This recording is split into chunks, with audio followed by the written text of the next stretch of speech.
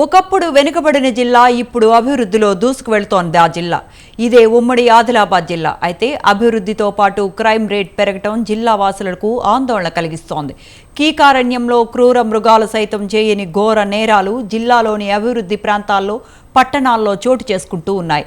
POCSO కేసులు విపరీతంగా పెరిగిపోతూ ఉన్నాయి. గత ఏడాది ఉమ్మడి జిల్లాలో 133 పోక్సో కేసులు నమోదు కాగా ఈ ఏడాది 127 నమోదయ్యాయి.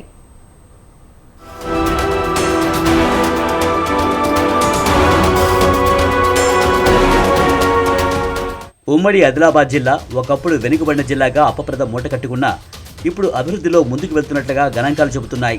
పారిశ్రామిక రంగం, ఐటీ రంగం ఇలా అన్నిటా దూసుకుపోతూ శభాష్ అనిపించుకుంటుంది. అయితే అభివృద్ధితో పాటు క్రైమ్ రేటు కూడా బాగా పెరిగిపోవడంపై జిల్లా వాసులు ఆవేదన వ్యక్తం చేస్తున్నారు.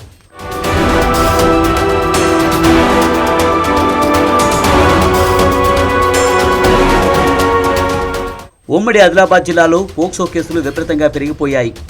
గత ఏడాది 133 పోక్సో కేసులు నమోదు కాగా ఈ ఏడాది ఇప్పటికీ 127 పోక్సో కేసులు నమోదయ్యాయి. రికార్డుల్లోకి ఎక్కకుండా వెలుగురాని కేసులు ఎన్నో ఉన్నట్టు తెలుస్తోంది.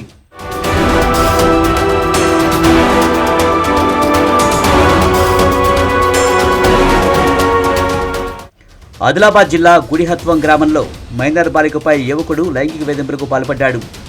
మద్యం మత్తులో నిందితుడు ఈ దారుణానికి వడిగట్టాడు.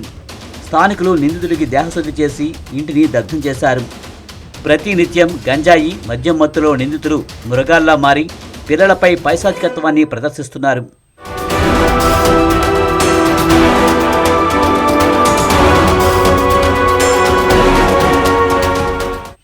మంచిగా ఉన్నట్టు నటిస్తూ కొందరు గోముఖ వ్యాఘ్రాలు పిల్లల జీవితాలను ఛిద్రం చేస్తున్నారు.